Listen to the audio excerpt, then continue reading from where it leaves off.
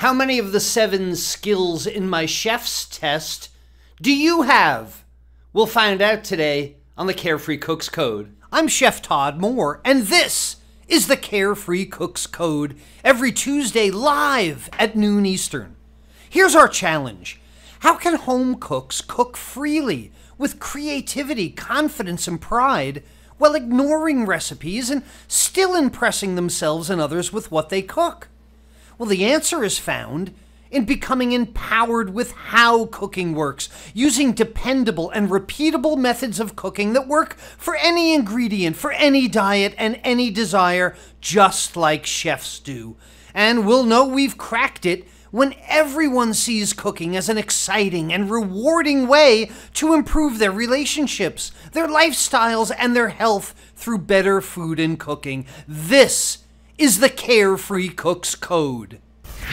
Hey, welcome back to the Carefree Cooks Code, everyone. It's Chef Todd Moore, and we are together every Tuesday at noon. Hi, Dan Ward. Hi, Diane DuPont. Hi, Rachel. Hi, Eloisa. Candy is with us. Shauna Lee is here, Peter Sales, all our favorite people are joining together today. And if you're shocked by the fact that it's noon on a Tuesday and we're live together, then you didn't go to webcookingclasses.com, wrong way, /live, and register for my alert system so that you know when I'm going to pop up and be doing this Carefree Cooks Code broadcast or any of the pop-up cooking demos and things that I do, because we're the Carefree Cooks, right? We create our own recipes.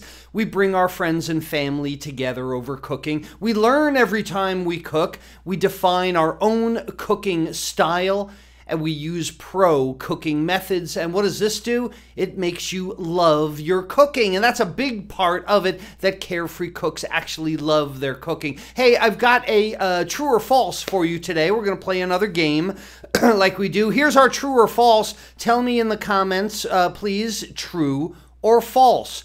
Salted water will boil more quickly than fresh water or unsalted water. I'm not talking about sea water versus lake water. I'm talking about when people make pasta or rice or something that they're going to use a moist cooking method. If you put salt in the water, if you make pasta and you put salt in the water, is it because it boils more quickly? Is this true or false? Oh my goodness, I massacred that one. And I'll tell you at the end of the Carefree Cooks Code today whether you're right. So tell me true or false. Because, you know, for more than a decade now, I've been doing these videos because I love doing them. I love reaching out to people. I love helping people achieve what they want in cooking, no matter what their goals are in cooking. And we're going to talk about a lot of that today. But, you know, I've made so many videos that talked about fear of cooking, right? A lot of people write me, they tell me they have a fear of cooking. I've done videos, I've written blog posts about doubts in cooking. People tell me, oh, I didn't think I could do that. I don't think I could do that. People have told me that I'm a terrible cook. And also about guessing. This is a big problem for people that think they're really good cooks, but they're guessing at it, right? And really the most pressing problem for the home cook is inconsistency in cooking. And I've tried to battle this for years now, because this is the biggest problem that home cooks have. You know, you take a recipe and sometimes it's great and sometimes it's not. Sometimes it works out, sometimes it doesn't. But it always seems to let you down at the most important time, doesn't it? Like right at Thanksgiving or right at a special church barbecue, or I don't know if churches have barbecues, but nonetheless, when it's time to impress, that's when the recipe lets you down. And I'm never going to stop. I'm never going to stop sharing with you all I know about these things, about these problems, because I can solve all these problems. I can help you with them because they all stem from the same basic root. It has to do with the fact that fear, doubts, guessing, it all comes just from a basic lack of knowledge about the underlying cooking methods. I mean, if you really want to be free in your cooking, let's think about this a different way. It's not fear. You don't have fear. Stop saying fear. Stop thinking fear. What you have is an excited curiosity to learn something more. Stop thinking, stop telling yourself that you have doubts, that you can't cook, because most probably you just don't have the confidence in the methods. Once you get it right once, Then the doubts go away. It only takes once. You stop guessing. You don't need to guess at your cooking, because ultimately what it is, it's your artistic interpretation. So when somebody says, when you're empowered with methods and somebody says, oh, did you just guess? Tell them no. I interpreted what I wanted. And what happens here is you start cooking consistently, right? You start cooking and creating instead of just cooking. This is the thing that starts to make the kitchen really exciting, because it's not mysterious.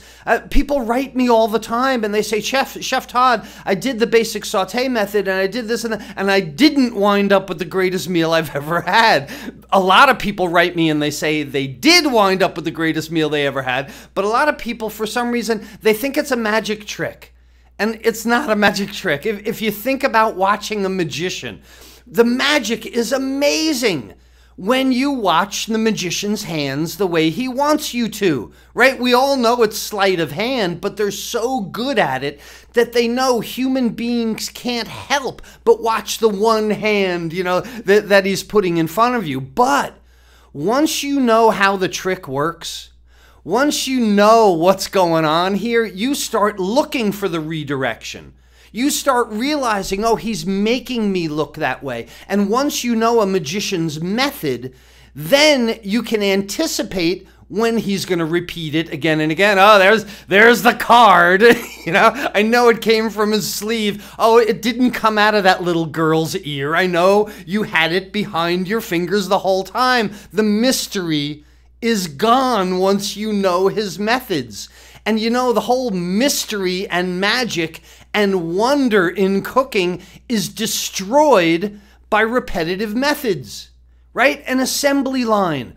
Why have we had assembly lines since Henry Ford? Why have we had processes of building things? Because the person that does the same thing over and over again becomes very skilled at it. Rather than have one guy make a car from top to bottom, he has to know every single skill in car making. No, compartmentalize, and have one person do a skill.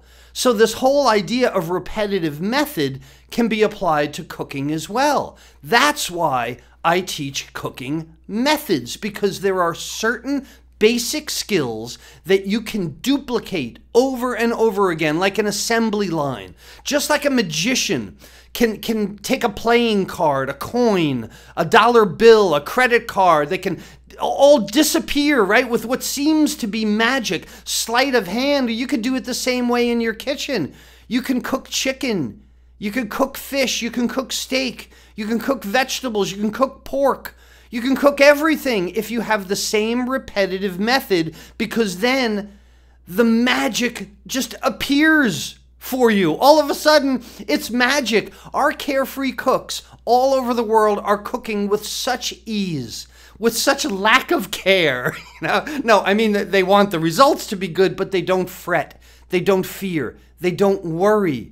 And it all comes down to these basic methods. And that's why I developed my 7 skills chef's test. So you want to hear where this all came from? What do you think? Everybody here? Everybody with me? Rachel's with me. Diane, I said, is with me. Brandon is here today. Jerry and Don and Kevin and Ann and Ruth and Valerie and all our friends, and our community continues to grow. Plus, we have the people that come back again and again. So can I tell you another story? Yeah, let me tell you a story, because you know I have lots of stories, right? Where I've been, the places I've worked, oh my goodness, the people I've seen, it's endless. I have worked in some crazy places. And in my career as an executive chef, as a general manager, even when I owned my own catering company, I had many occasions where I had to interview and hire people, right? And as a culinary college professor, I was overseeing the development of all these guys that were going to be chefs tomorrow. These were the people that I probably might be interviewing and hiring tomorrow. And they all had one thing in common. Whether I was interviewing and they're currently chefs, or even if they're first-year culinary students, everybody has their signature recipe. Everybody has this one thing that they can make. And when you interview for a job in a commercial kitchen, you know, there's always these typical questions that you'd get if you interviewed for any job, right? And these were the ones I hated to ask. Oh, they're so stupid. Where do you see yourself in 5 years? What's your biggest weakness? You ever get that in an interview? What's your biggest weakness? And people usually answer, my biggest weakness is that I'm too good. You know, they try and turn it around. These are the softball BS questions that there is no right answer to them. There's no right answer for the interviewer or the interviewee. And I always just wanted to get a feeling from the person. I didn't care about these questions. I could get a feeling of someone that would come to work, of someone that had some pride, but I could also tell people that had like abundance in their hearts. You know, this is a line for me. Some people have abundance in their hearts. They want to learn. They want to engage. They want to help others. They want to grow. Other people have scarcity. People that think others are taking things from them, that they don't want to share. This is from my realm. Like, you ever have a chef, hey, will you share your recipe? Oh, I cannot possibly share the recipe. Why not? Everyone should cook like that. But all right, I won't go that way. But we don't need to go that deeply into it right now. Because when you came to me for a kitchen job, or came to anywhere for a kitchen job, there's usually a trial. You can expect as a cook or a chef that you're going to have to cook something. So no matter who I was interviewing, they always wanted to make their signature dish. And they'd always tell me, oh, chef, I make a killer chicken marsala with zucchini flowers and Brazilian chimichurri. What?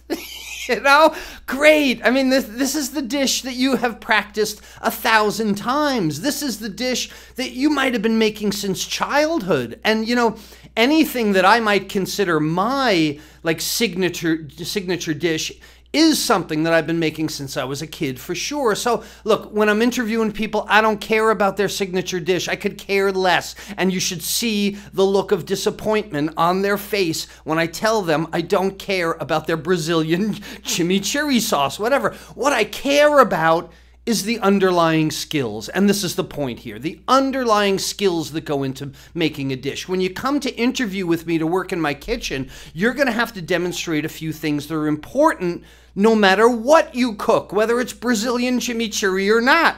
So here they are. Here are the 7 skills in my chef's test that give me the confidence that you can cook any food consistently well. And here's the chef test. The first one is anticipating when oil is about to smoke, okay? A lot of cooking in a restaurant is short order cooking, is quick saute. So if we're gonna cook in a restaurant, I need to know that you can control the heat in that saute pan. And this begins with an understanding of the conductive process of heat. Because when liquid heats in a pan, even if it's only this thick, it's gonna rise as it heats, hit the top, cool, drop, and it begins this convective process in the pan. So if you don't control that process, the oil is gonna smoke. And different oils have different smoke points. So if you can anticipate oil smoking by knowing the signs, this is a great test. And this part of the test is meant to give the prospect a sensitivity to oil in the pan. And what I would do is I would give them 3 unidentified oils, probably like a walnut oil, an olive oil, and a peanut oil or something. And I would ask them to go to the stove and tell me which of them had the highest, which of them had the lowest smoke point. They're going to have to put them in the pan, heat them up at a similar temperature, and tell me which one smokes first. It's an interesting test. The second is developing color during saute. Sugars caramelize at 320 degrees Fahrenheit, and the trick here is to get the pan hot enough to start this caramelization, right? So you can see the reaction in the pan, but not so hot that it burns. And this shows me, again, the chef's ability to control heat in the pan. And what we do, of course, we put a few drops of water in the pan to see how it reacts first. This test, you know, and people may say to me, well, I'm a vegetarian. It doesn't matter, right? This test goes with any protein product, chicken breast, hamburger, tofu, a mushroom cap, whatever I had in my reach-in, that's what I would throw at the chef and say, put some color on this. So I would tell the prospect to use one of the oils from the first test, from the saute pan, pick the one that they think would be best. They should pick the one with the highest smoke point, and bring me back something that's nicely brown. Show me you can control high heat. The next test is to heat, deglaze, and reduce a saute pan. This is like a driving test, right? I want to see if they can control this conductive heat. And that doesn't always mean blazing away, right? Driving doesn't always mean driving at the fastest speed with the highest heat possible. I want to see some finesse here. So the true test of this skill, low heat in a saute pan, is to make beurre blanc. This is a test of their ability to heat butter and melt it, but keep it in basically a 12-degree temperature range so that it stays yellow and it doesn't break. This shows me that you can control the heat in a saute pan, heat a pan up, saute some shallots, deglaze the pan, and then be able to keep that pan between 93 degrees and 110 to melt butter without breaking. That's a skill. That's if you can do that, if you can really control that heat, that's a skill. All right, next one is telling when a grilled steak is done. The best test that I can think of for this is to just give them 3 steaks and tell them to bring me one back that's rare, one that's medium, and then one that's well done. Simple. It doesn't take me any time. Here you go. Here's a steak. Here are 3 steaks. Go bring them back to me. I'm going to cut into them and see how well they are. So how do you do that? Well, you use a thermometer. I want to see that this chef is quantifying their cooking. What I don't want to see is somebody that is timing the steaks with looking at a clock, right? I don't want to see someone poking it with their fingers, poke, poke, poke, poke, and then poke their chin. I definitely don't want to see someone gashing it to look inside. If they come back to me with 3 gashed steaks because they had to look inside, that's a fail. That's an immediate fail. Number 5 on the chef test, let's move to convective cooking. I need you to roast something, a delicate item like a fillet of fish. This is the ability to control dry convective heat. Another thing I would use in this test would be almonds or walnuts, some kind of high oil nut where they would burn very quickly. I don't know if you've ever tried to toast almonds in your oven, but they go from untoasted to burned like that.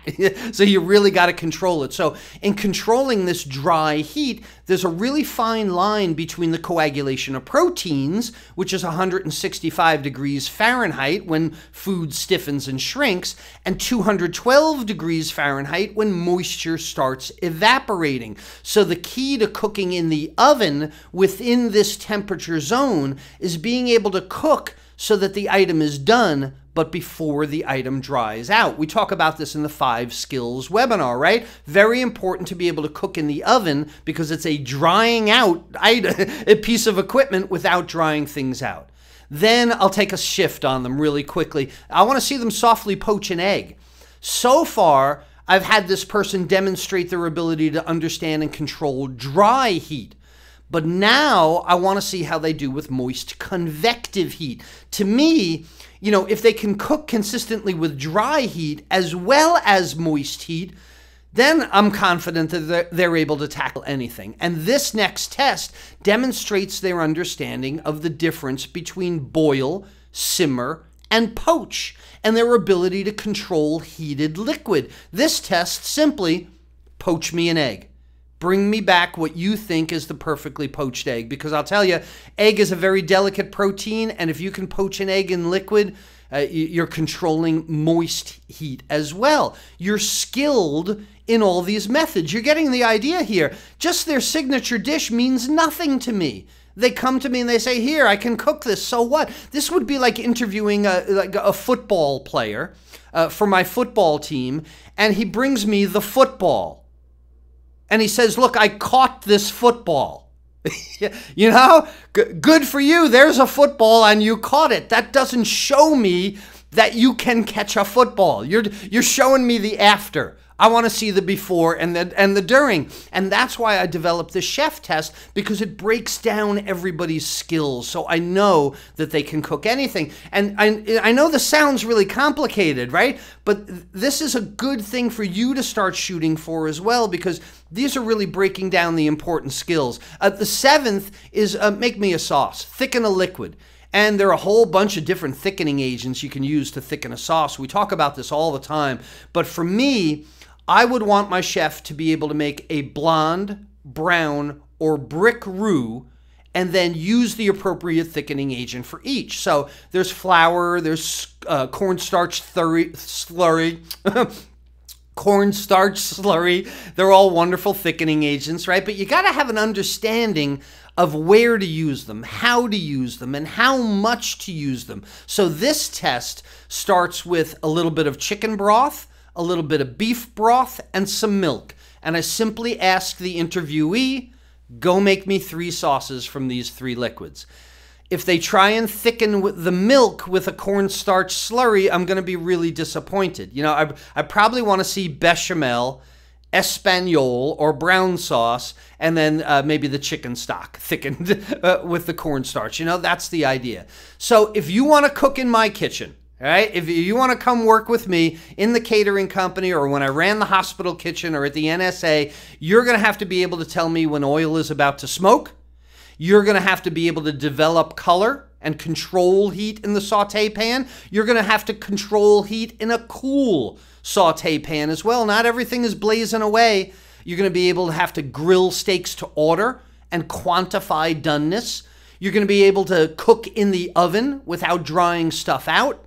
You'll have to be able to control moist heat as well, and you'll be able to thicken liquids and make sauces. That's the 7 steps in my chef test. And to me, this is all about the heat. You know, if you can cover those things, you can cook. I know one person in particular who was going to say, what about knife skills? You left out knife skills. I did leave out knife skills because to me, that's prep, okay? If I'm hiring a prep cook, that's a different story. If you can do all these things in controlling the heat, this is my heat test. Prep test is another story. And, you know, if you want to cook great food more consistently, if you want to cook like a chef in your own home, then start paying attention to the underlying techniques. Start thinking about repeatable methods rather than written instructions, because it's not about recipes. How many times I have to say it? Look, it's not even about the food, right? It doesn't matter what you cook. It's about how you cook. It's the methods that you use that make you skilled enough to cook anything for any diet or any desire. I mean, what if you went on one diet for a few weeks and then you went on another diet for a few weeks, which is usually the way diets go, right? Do you have to change the way you cook entirely? No, cooking, how you cook never changes, just the food you cook does. And when you have these 7 skills, it's also going to allow you to make better sense out of the recipes, the things that you see written in books. Because when you have an increased understanding of how the different methods and technique works, then you can decipher what this cookbook author is trying to say. Because really, recipes can't be duplicated, but methods can. And you can start creating things the way that you want them, and you'll be able to do them again and again and again. And that's the exciting part of being able to cook by methods, because you learn every time you cook. That's why we say it's a cooking journey, that you progress. You make a pizza, and you look down and you go, it was a little greasy because of the pepperoni. I should have par-cooked the vegetables. Maybe I'd do this better. The crust was really good. And you go forward. What did I do well? What could I do better? And the next time, what did I do well? What could I do better? And each time you develop and you evolve, and eventually you become truly carefree in your cooking. And that's why I'm here, to help you reach that journey, because I love doing it, and I love hearing the things that you send back to me. And I love creeping and stalking through our Carefree Cooks community, because that's where I find the dish of the week. On Facebook, we have a community of, almost 9,000 Carefree Cooks now that are all posting their reactions to the lessons in web cooking classes and how they're using the cooking methods to improve their lifestyles through better food and cooking. And I went looking for, this is what I went scrolling for this week, I went looking for the 7 things that would be in the chef's test. And the first thing I found was Len. Len, showing good color on a steak. Len would pass number 2, showing some color. Next, I see Michael. Michael, nice color on a steak, but not on a grill, in a saute pan. Really, really nice. So now you would pass test number 3. Mark did one of my favorite things. Mark fried an egg without making it brown. Look at that egg. Look at that. It's not brown and crispy and crunchy. Eggs shouldn't be brown. You know that's my my soapbox. So Mark did a really good job. Although dry, conductive heat still controlled the heat without drying it. Nora did this. Let's see. Tim poached an egg. Look at that, with avocado. Perfectly poached egg. He passed test number 5. Nora did this mushroom cream brandy sauce. Oh my God, just the sound of that made me really hungry. Mushroom cream brandy sauce. Really, really good. So Nora would pass the test on thickening a liquid. John made this beautiful sausage and feta stuffed chicken today, and he finished it in the oven. This is the thing I was impressed with this dish. He finished a stuffed chicken breast with feta cheese without the cheese all melting out, right, and winding up on the bottom of the pan. How many times have you done that? Done like a stuffed chicken breast or a roulade, and all the cheese winds up on the bottom of the pan? So for John, this shows really good control of the convective heat. Don laying down the grill marks. Yo! Don, he's making 3 steaks at 3 different donenesses, I'm sure. I think Don knows how to use a thermometer and can do that. But look, the dish of the week this week, I really had to share this with you because it touched me. I'm going to take a deep breath. But the dish of the week this week has got to go to Michael. Michael posted this in our Carefree Cooks community, and it really touched me. He said that he just had to share with the group. Chef Todd Moore and the methods that he teaches not only give us the ability and give us the ability to cook amazing foods, but gives us the tools to change our lives as well. Using the tools that he taught me, I had the best doctor's appointment ever. I've lost weight. I've brought my blood pressure down. Most importantly, I've managed my diabetes, and in just 3 months, using the tools and the proper cooking methods, not worrying about what I'm cooking, but about how, I've brought my A1C down from 14 to 5. Whew! Michael, congratulations to you. This is, I don't preach health because I just want you to cook.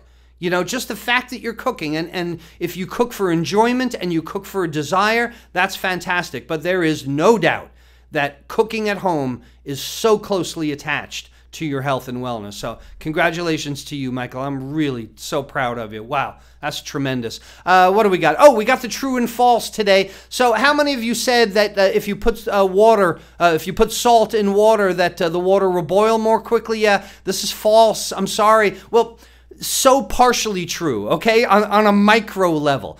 So here's where it's true.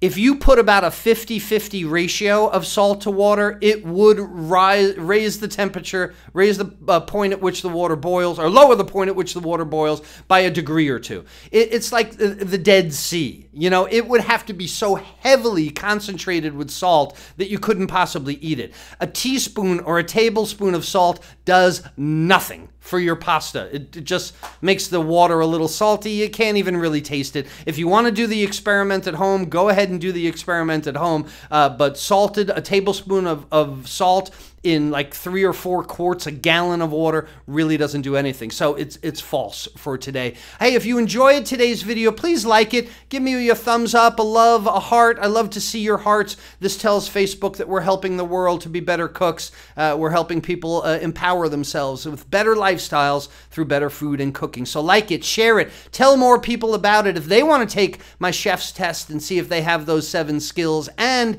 my free class going on this week, it's the 3 cooking discoveries that will change your food from fair to fantastic. The classes will start, I think, soon.